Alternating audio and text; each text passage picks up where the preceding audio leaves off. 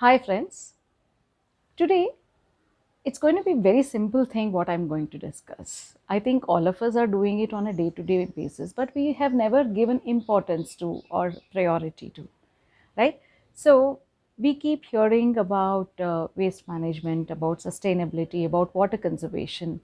Today we thought, I thought that we can touch upon all those things and just see what is the best way to lead a sustainable life within our homes, right? So this is the charity begins at home. So this is the place where we are going to start. So how are we going to do it? First and foremost, when it comes to matter of water conservation, right? So in for water conservation, we all know that we have to get the taps checked so that there are no leakages, right? And in kitchen especially, we get lot of gray water. We wash lentils, we wash vegetables, and we have all the excess water that can be drained. And instead of draining it to the sink, we can as well use it to water the garden, right? And all the RO water can be used to wash the corridor. Even when all the vegetables and greens are washed, the water is usually, it can be decanted and it can be used to water the plants. In kitchen, we usually soak for idli and dosa batters and we keep washing the lentils. So instead of pouring it to the drain, if we collect this water, this becomes an excellent media for the plants. After preparation of the batter also, some water that is used to wash the vessels can become an excellent micronutrient for plants. So the waters that are used to wash lentils, that can be used for vertical gardens. Actually, this is a trickling pot. So if you water one unit, the same water trickles down the compartments and this can be used to water your gardens. Way of conserving water is mulching. If you can see these dry leaves being put on the soil, right? They help to cover the top layer of the soil and it will mulch. In my garden, I have put the mulch all over for the plants, in all the plants, to ensure that it gives rich humus, and it also provides with lot of nutrients. At the same time, the topsoil is not exposed to sun. As a result, there won't be loss of moisture, so it will hold lot of water. This is also one way of conserving water. These are some of the general tips. We know that this is how water can be conserved, right? But did you also know that there's one more way to conserve water is to compost the daily vegetable waste that we use in kitchen? Surprising, right? So you might be thinking that how exactly this composting and water conservation are linked. So today I will just let you know about some tips of composting, the wet waste that we collect at home, and also little bit of details about waste segregation, right? So now let us start this way. Almost to go zero waste at home, first we have to know what are the waste that are getting accumulated in our home on day-to-day basis, right? So we have plastic waste that could be in the form of plastic bottles, and it could be in the form of milk sachets, milk covers, and Tetra packs. All these things come under plastic waste, right? This can be collected at a stretch and given to a recycler, plastic recycler, who will make a right use of it. And next, coming to electronic waste, right? Electronic waste like batteries, CD, wires, especially in this pandemic when things have gone virtual, we have lot of e-waste that are being collected at home. But what happens if it just irresponsibly thrown in bins, and when it reaches landfills, it leaches and it contaminates the groundwater in turn, right? So that's very hazardous. So it's better to collect all the electronic waste together and then give it to a e-waste recycler. Then what is the other waste which is left is the biodegradable waste, the kitchen waste, that is whatever the fruits and vegetables and the garden waste that we collect. So what can be done with that? It is anyway biodegradable. It is going to passively compost after its use, right?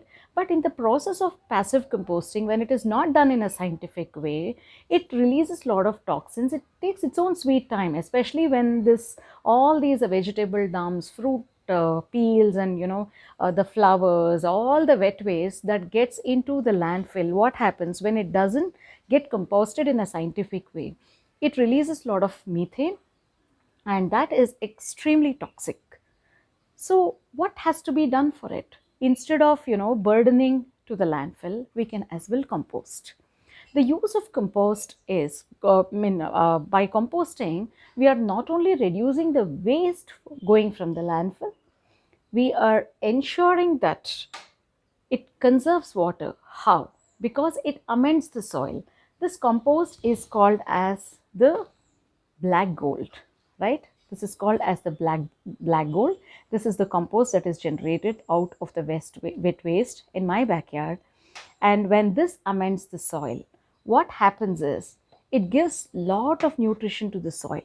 It is rich in calcium, potassium and phosphorus that the plant needs, right? So it not only amends the soil, it gives a different texture to the soil.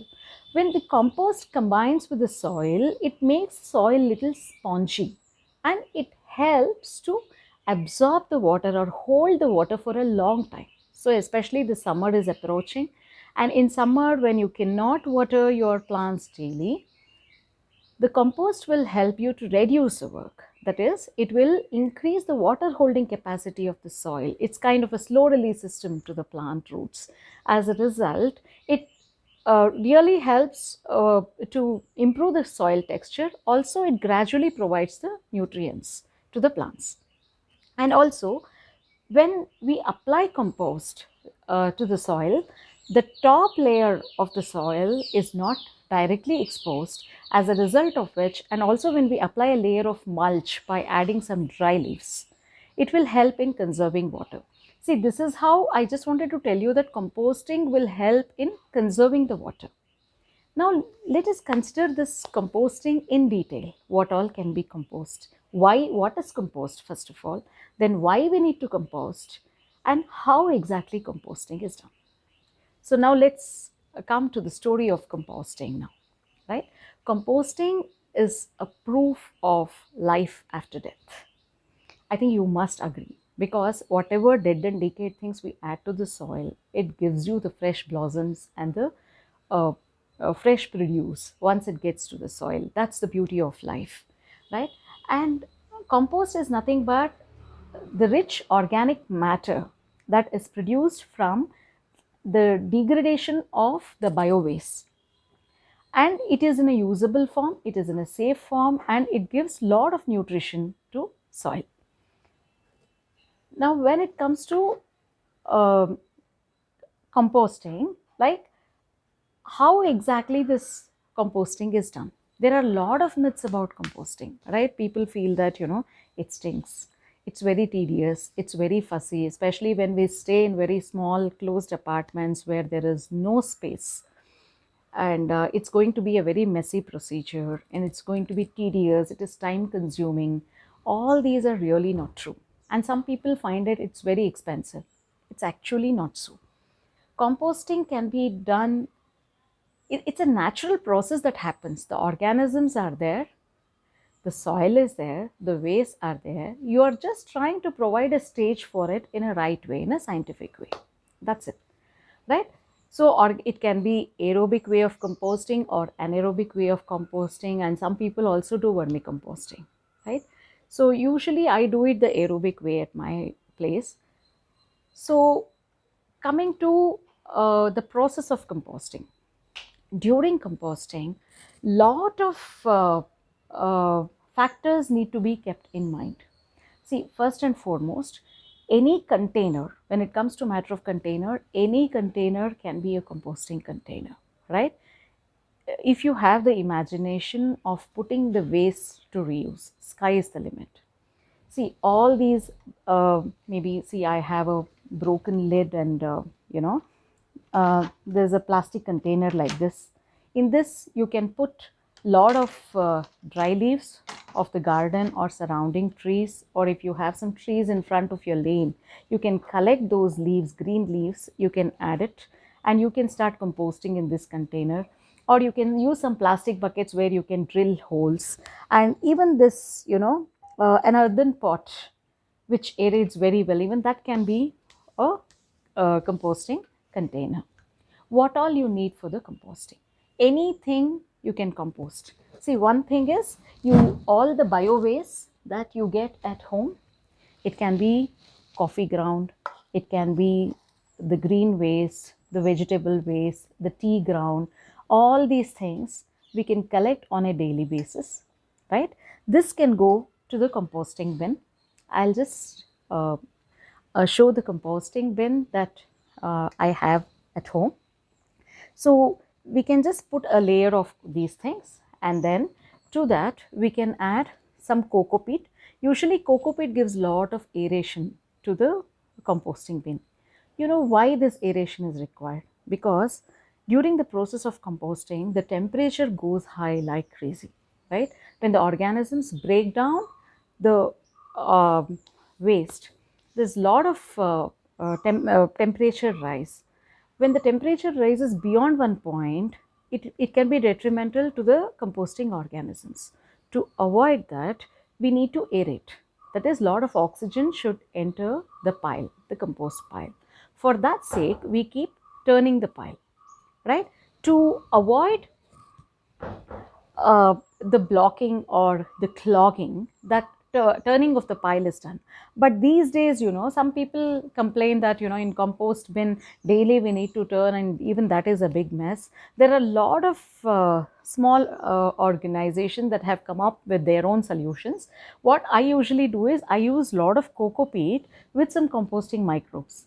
See, composting microbes are commercially available, but you need not buy it always, right? It can be even, the curd can be an inoculum. The cow dung powder mixed in little bit of water and made a slurry, that can be a good inoculum. That can be combined with coco peat. This coco peat is the lightweight, the coconut husk waste, right? So when a layer of this is added to the waste like this, and when that enters the compost pile, you sometimes, when you take a good aerated container, you need not even turn the pile these days. These organisms can take care of that, right?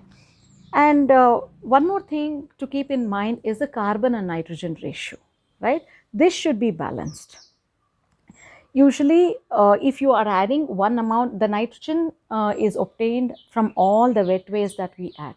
And the carbon usually comes from all the dried leaves, the mulch, hay, and all the other dry ingredients, like it could be even brown paper, that is added. So with this right ratio is needed for the microorganisms to do their work, right? So they are amazing engineers. They really help us in degrading this waste and turning this into beautifully eartheny, earth smelling black gold. This is called as the black gold because it is so much rich in nutrition. This also contains some, sometimes some maggots come, some larvae will shed their, shells and go. There are some lot of tricks.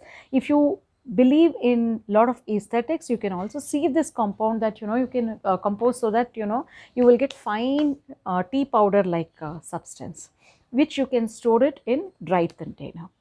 And these days we also get something called as this, composting bricks. This is made up of compost, coco peat. This has embedded microorganisms in it. Once you add this to a bucket and you pour little water, you get lot of this husky powder. When after adding, we get the powder like this, right?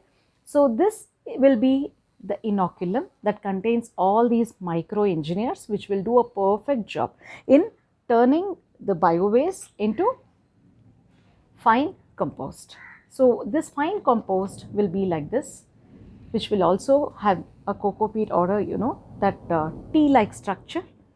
So this when we apply it for plants, it improves the soil texture. It also has micronutrients like zinc, magnesium, and all the other minerals also along with it, right? Even this will have organisms which will help in releasing some glue-like substances to the soil, as a result of which what happens when we apply to the compost, the texture of the soil improvises. Also, it is providing lot of nutrition to the soil. You need not depend on any other chemical fertilizers or pesticides or whatever. This will take care. This is the aerobic way of composting. Now I was telling you about the anaerobic. Anaerobic is nothing but the bokashi way of composting. Usually we get some bins like this with a tap, right? So what we do is, when we add the waste, the all the liquids will can be collected through the tap that is provided for the in the bucket, right? That leachate for this anaerobic way of composting, we get a brand called as the Bokashi brand. It also looks exactly like this compost only, but they will have anaerobic microbes instead of aerobic microbes embedded in it. This is called as the bokashi, which is a Japanese word. It's like pickling the waste, right? What exactly we do in pickling? We ensure that there is no air and moisture that enters here, right? So even in bokashi compost, what we do is, we put all the waste, we put a layer of microbes, and we tighten the pile with a lid, right? And as a result, in the bottom, all the leachate gets collected. The leachate is collected. That literally stays. That has a stinky odor, but when diluted with water, the the smell goes down. And but that's an excellent fertilizer for plants, and also they are rich in growth hormones for the flowering plants. So that is the bokashi way of doing it. If there are some people who also maintain worm bins, but worm bins have their own restrictions, because we cannot use anything that acts as an irritant to the red regular worms. It can be like onions, citrus peels, and these are the things that are usually avoided in a vermicompost bin. In vermicompost bin, the worms need to be renewed and they need to be maintained. That is one additional work, because of which many don't prefer that. Especially these days, of late, in people where in small apartments, or who don't have very big balcony spaces, there are a lot of smart bins that have come, where you can also put it under your kitchen sink without any smell, without any mess, and we can compost. And it's wonderful way of giving back the nutrition to the soil. If we just think on a daily basis, right, we are not throwing the plastic waste, we are not throwing the electronic waste, we are trying to segregate it at the source, and we are handing it over to the right people, so that it doesn't land in the landfill. So what is happening is, of late, because of our negligence, when we don't segregate the waste, and when we don't compost, and when we put everything into the landfill, it results in emission of lot of methane and other toxic gases. Not only that, from the landfill there is no space, and it is leaching in the groundwater. So because of which the water is getting contaminated, the groundwater is getting contaminated, and we are, it's leading to a lot of diseases, including cancers, right? So it's a kind of a loop. You can't really categorize it as, okay, this is water conservation, this is waste management. No, it is all linked. It is all kind of, it's a vicious loop, right? So only when we try to live life in a sustainable way in our homes, and when we manage the waste, when we conserve the water, and the same pattern can be replicated in all houses, then that leads to community, and the community leads to nation, and the nation leads to the world. When this becomes a pattern, only then the entire globe can go sustainable. It's not going to be so tough for our well-being, for the well-being of our future generation. I think this much we need to do is to manage the waste. So I think we should really take a pledge, very small pledge. It's a very small discipline, but that's really going to pay in a good way for our next generation, right? So first and foremost, we have to ensure that we manage our waste effectively. We can segregate. First and foremost, we will refuse. If we are not able to refuse, we'll reuse, will recycle, right? Even recycling will consume some amount of energy. So to have a sustainable life, we have to follow the 4 R's, right?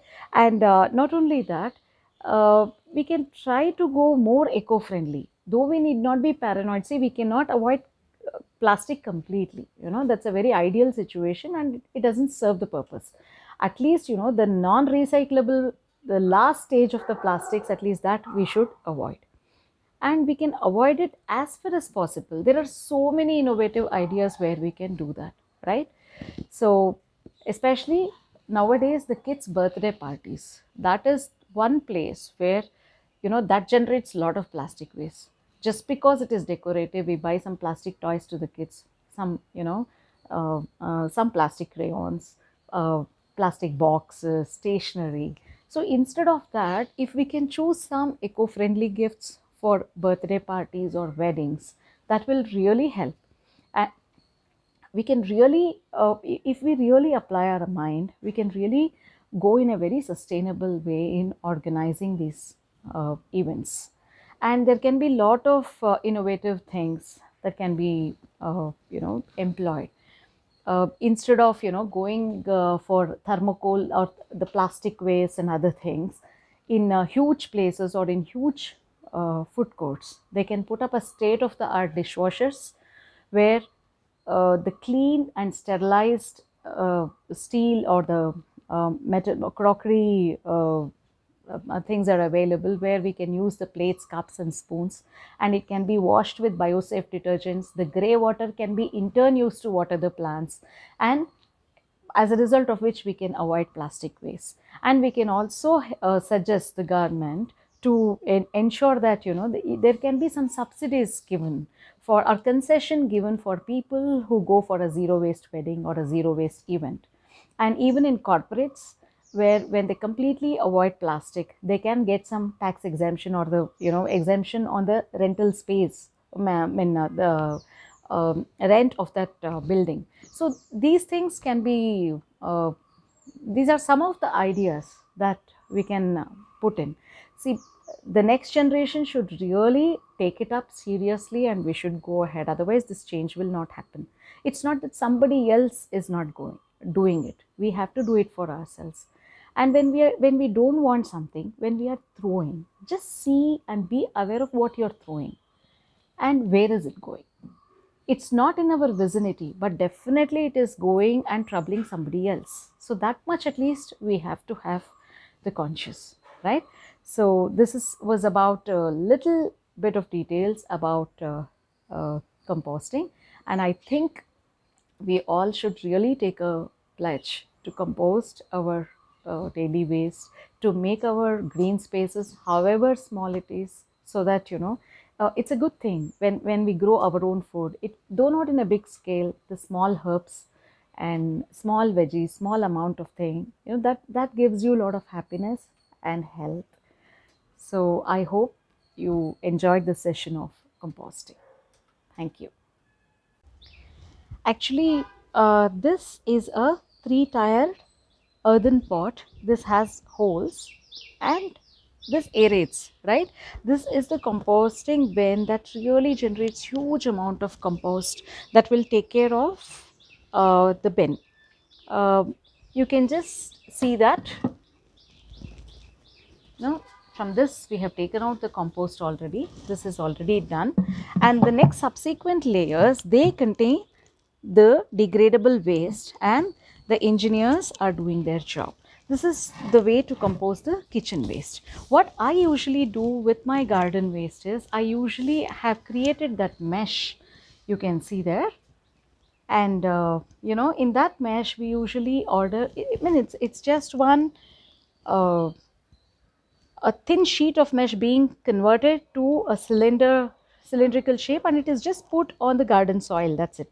So we dump all the garden waste that are collected there, and I just put a bunch of microbes. Sometimes it could be even a curd inoculum on that, and the degradation will start. And it also that's how the garden remains green. And I'll ensure that nothing goes to the bin or nothing goes to the landfill. And all the gray water, sometimes the water which we use to wash lentils and other things, that will go to the bird feeders, and I will just put the water, and I'll just keep some water that is used to wash the greens, that can also become a bird feed. So in this way, if we really plan in a sustainable way, sky take you through the vertical garden of my house. And also I'll just this just to get an idea, these are the old wooden logs that have been recycled into pots. These are the old junk plastic pots that could have landed up in the landfill, but it's been given a new life by a little bit of painting and making it little aesthetic. And this is an old dustbin that is converted to, these are the broken purse buckles, and this has been recycled, and anything can be a container if you have imagination. And this is a small miniature garden that are created only using waste. And this is the small narrow space of the garden. See, I'm just showing this to you because if you really have imagination, you can have lush green space. So this is a small miniature garden that has been created. And this is an old toddler pole, basketball pole, that contains, we have just made grooves in it, and this is hosting the plants. Many plants can be put in this. It's just an old PVC plastic pipe. And these are the miniature gardens that has been created, everything using junk toys. And these flowers you are seeing, we usually don't add any chemical fertilizers or pesticides. It just feeds on the compost, and all the water that we use to wash lentils and batter and all the other waste gray liquid goes into it. That becomes a rich nutrition for flowers. And we also use some trickling pots in the garden, which will help in conserving water. This contains only the soil and the compost, and not many chemicals. Friends, charity begins at home. We can make a big difference by managing the waste and resources properly at home. So I hope you all like this presentation. This is Dr. Maitri here. Thank you.